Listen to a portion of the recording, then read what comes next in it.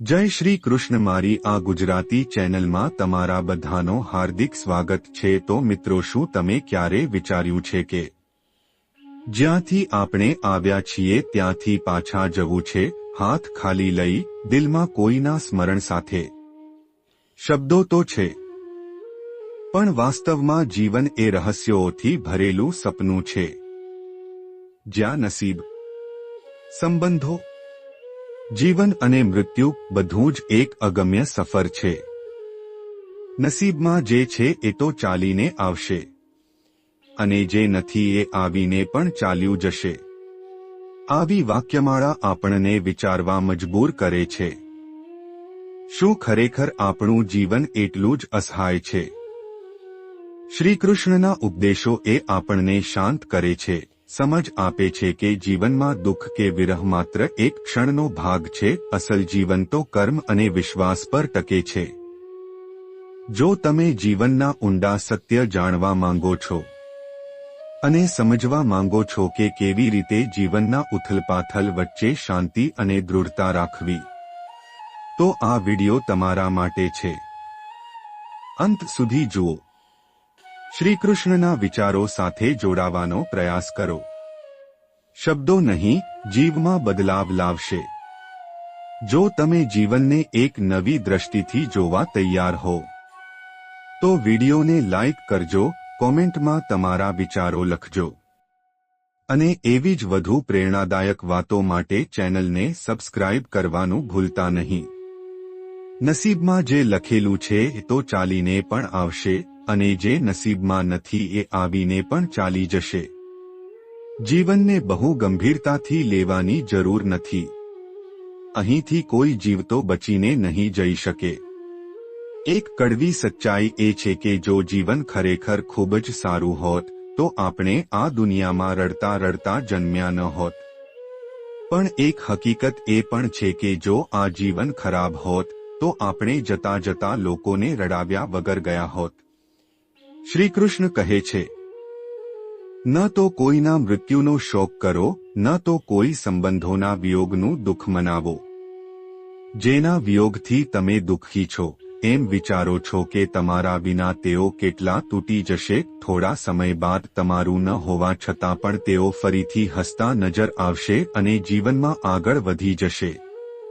મૃત્યુથી કોઈ થોડા સમય માટે દુઃખી થાય છે, ભાઈ થોડો વધારે, પત્ની તેના કરતા વધુ, અને માતા સૌથી વધુ દુઃખી થાય છે। પણ સમય જતા બધાના આંસુ સુકાઈ જાય છે। આ જીવનમાં આપણે જે યોગ્ય છે એ જ મળશે। ક્યારે બીજાની સફળતાથી ભયભીત ન થવું, કારણ કે તમારું નસીબ તમને એ જ આપશે જે તમારું છે, અને ત્યારે આપશે જ્યારે તમારી માટે યોગ્ય સમય હશે। જે તમારું છે, જે તમારા નસીબમાં લખાયેલું છે, તે કોઈ પણ હાલતમાં તમને મળીને જ રહેશે। હકીકત એ છે કે જીવનમાં જેટલો વધુ વિશ્વાસ તમે કર્મ પર રાખશો, એટલું જ વધારે તમારી પાસે એ બધું આવશે જે તમારા નસીબમાં છે। તમારું કાર્ય કરો અને તમારા મહેનત પર વિશ્વાસ રાખો। બાકી બધું સમય અને ભગવાનના હાથમાં છે। જીવનમાં દરેક ક્ષણનું એક ખાસ મહત્વ હોય છે। દરેક કાર્ય માટે યોગ્ય સમય નક્કી હોય છે। જ્યારે આપણે આ સમજી લઈએ છીએ કે જે આપણું છે આપણને મળશે, ત્યારે આપણે વિશ્વાસ રાખવા શીખી જઈએ છીએ। કોઈ પણ કાર્ય કરતા પહેલા પોતાનું શ્રેષ્ઠ આપવું જોઈએ, કારણ કે એ જ માર્ગ છે જે આપણને આપણા લક્ષ્ય સુધી લઈ જાય છે। કોઈ પણ પરિસ્થિતિ જોઈને ગભરાવાનું નથી। દરેકના જીવનમાં ઉતાર ચઢાવ આવે છે, પણ જે નસીબમાં છે એ મળે છે। થોડી વાર પછી ભલે પણ મળીને જ રહે છે। ધીરજ રાખવી જોઈએ અને વિશ્વાસ બનાવી રાખવો જોઈએ। નસીબની રમત ખૂબ અજાણી હોય છે। ક્યારેક લાગે છે કે કશું પણ હાથમાં નથી, પણ થોડા સમય પછી એ જ વસ્તુ આપણા હાથમાં આવી જાય છે વગર કોઈ વિશેષ પ્રયત્નો કર્યા। આ જ છે જીવનની સચ્ચાઈ। જેમ જો તે તમારું છે તો તે તમને મળી જ રહેશે। તમારું કાર્ય કરો, મહેનત કરો અને બાકી બધું ભગવાન પર છોડી દો। તમે ઈચ્છો તો શ્રેષ્ઠ માણસમાં પણ ખામી શોધી શકો છો અને ઈચ્છો તો ખરાબ વ્યક્તિમાં પણ સારું જોઈ શકો છો. એટલે જો તમને લાગે છે કે તમારા અંદર કોઈ ખામી છે અને એ કારણે તમે જીવનમાં આગળ નથી વધી શકતા, તો એ તમારી સૌથી મોટી ભૂલ છે. બીજાની વાતો પર ધ્યાન આપવાની જરૂર નથી. જીવનમાં જે આપણું નસીબ છે એ આપણા સુધી પહોંચી જ જાય છે, અને જે આપણું નથી એ આવીને પણ ચાલી જ જાય છે. શ્રીકૃષ્ણ કહે છે, ન તો કોઈના મૃત્યુનો વધારે શોક કરો અને ન કોઈ સંબંધના તૂટવાથી દુઃખી થાઓ, કેમ કે થોડા સમયના દુઃખ બાદ લોકો ફરીથી હસવા લાગે છે અને જીવનમાં આગળ વધી જાય છે. શ્રીકૃષ્ણ કહે છે, તમારા માટે જે યોગ્ય છે એ જ તમારા ભાગ્યમાં લખાયું છે. એમ કોઈની સફળતા જોઈને ડરશો નહીં. તમારું નસીબ તમને એ જ આપશે જે તમારું છે, અને ત્યારે આપશે જ્યારે તમારો યોગ્ય સમય હશે. જીવનનું સત્ય છે કે જે તમારું છે એ તમને મળી રહેશે કોઈ પણ હાલતમાં. તમે માત્ર મહેનત કરો, નિષ્ઠાથી કર્મ કરો. બાકી બધું સમય અને ભગવાનના હાથમાં છે. દરેક પળ જીવનમાં ખાસ હોય છે. દરેક કામ માટે એક યોગ્ય સમય હોય છે. જ્યારે આપણે સમજી લઈએ છીએ કે જે આપણી કિસ્મતમાં છે એ આપણે મેળવશું, ત્યારે આપણે શાંતિથી વિશ્વાસ રાખતા શીખી જઈએ છીએ. કોઈ પણ કામ કરતા પહેલા પોતાનું શ્રેષ્ઠ આપો, કારણ કે એ જ માર્ગ છે જે તમને તમારા લક્ષ્ય સુધી લઈ જશે. કોઈ પણ પરિસ્થિતિ જોઈને ગભરાવું નહીં. જીવનમાં ઉચિત સમય આવે છે, પણ જે તમારું છે એ મળે છે. થોડું મોડું ભલે મળ્યું હોય.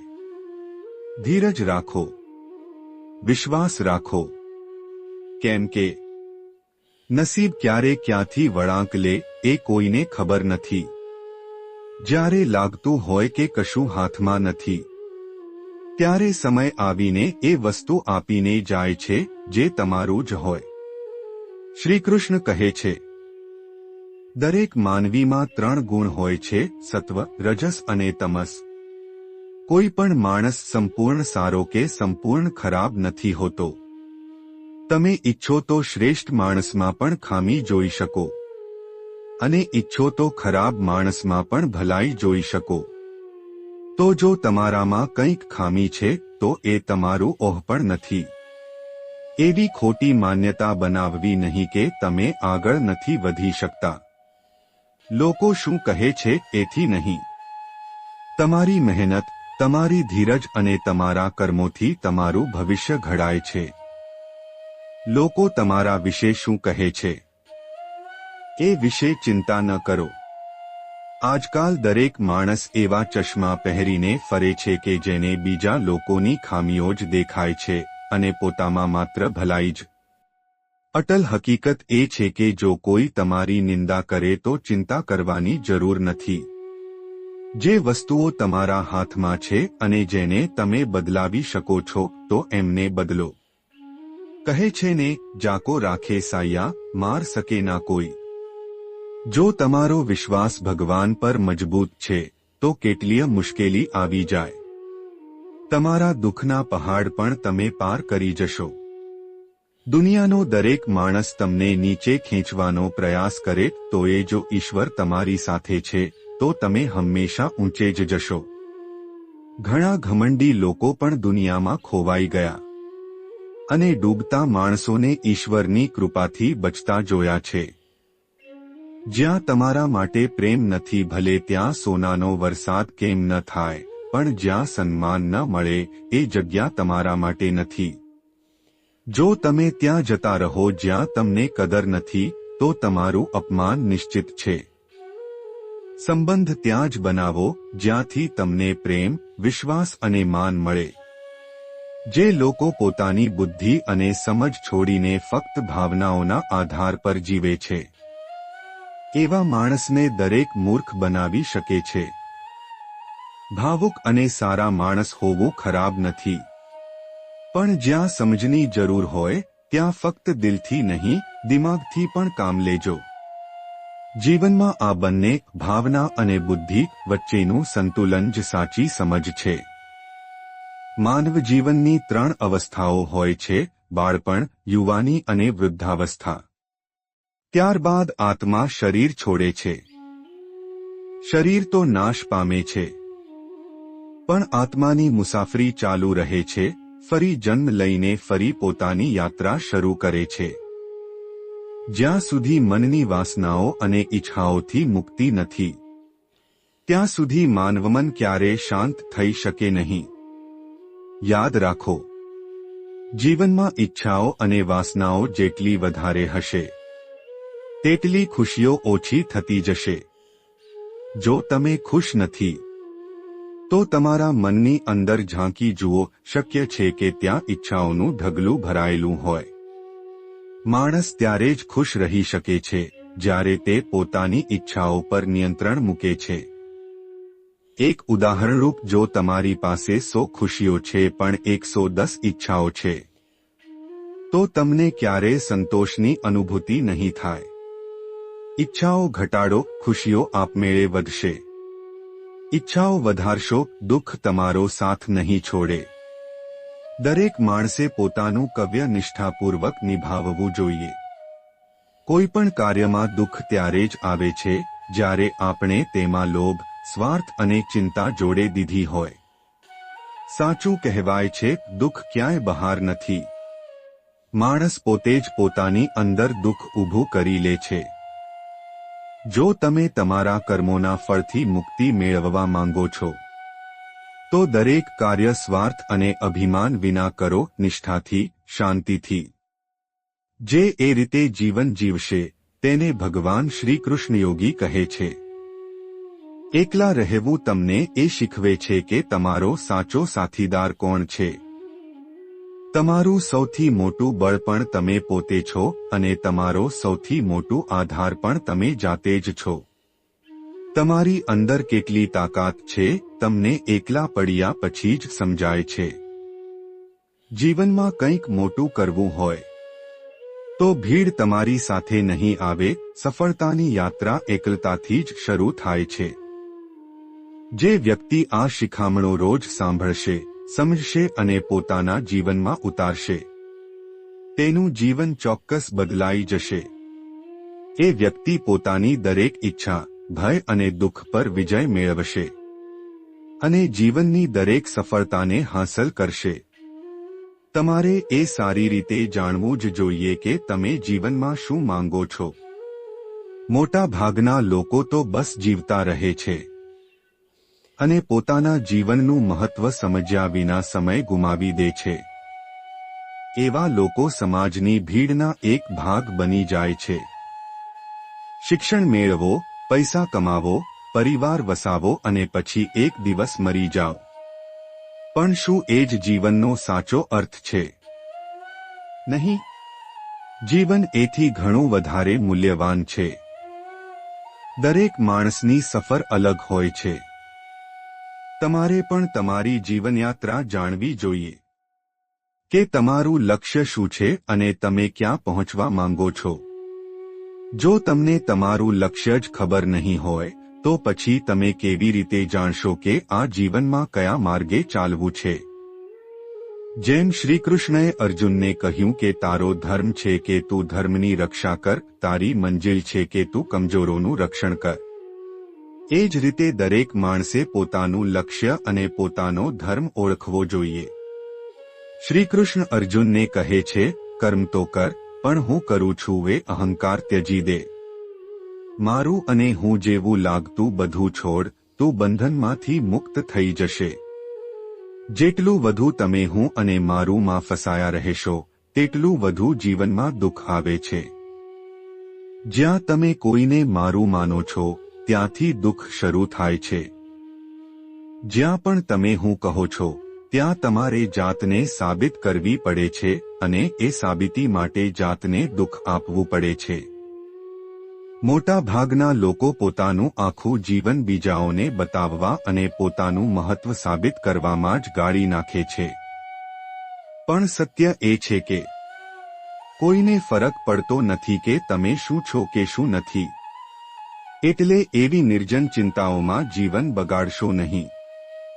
તમારું મોટા ભાગનું દુઃખ તમારા અહંકાર અને મારું ભાવમાંથી જ ઊભું થાય છે. જો હું અને મારું ન હોય તો જીવનમાં દુઃખ આવી જ ન શકે. જ્યાં હું અને મારું ઓછું છે ત્યાં આનંદ જ આનંદ છે. શ્રીકૃષ્ણ અર્જુનને કહે છે, તારી ચિંતાઓ વ્યર્થ છે. માનવ જે પણ ચિંતાઓ કરે છે તેનો કોઈ અર્થ નથી, કારણ કે જે થવાનું છે એ થશે જ, અને જે થવાનું નથી એ થશે જ નહીં. જો થવાનું છે તો થશે, તો દુઃખ કે ચિંતાથી શું ફરક પડે છે? આ નિરર્થક જન્મ આપણા હાથમાં છે, ન મરણ. તો વચ્ચેના જીવન માટે શા માટે તણાવ લાવવો? જે પણ જીવન મળ્યું છે તે આનંદથી જીવવાનો પ્રયાસ કર. શ્રીકૃષ્ણ કહે છે, હું દરેક માનવીના હૃદયમાં રહું છું. કોઈ પણ એવી વ્યક્તિ નથી જેમાં મારી શક્તિ ન હોય. પણ આ કલિયુગમાં લોકો હવે દિલની નહીં, માત્ર મન અને બુદ્ધિનું જ સાંભળે છે. મન જે કહે છે તેને તરત કરી નાખે છે, પણ બુદ્ધિ અને આંતરિક ચેતના જે સાચી દિશા બતાવે છે તેની અવગણના કરી દે છે.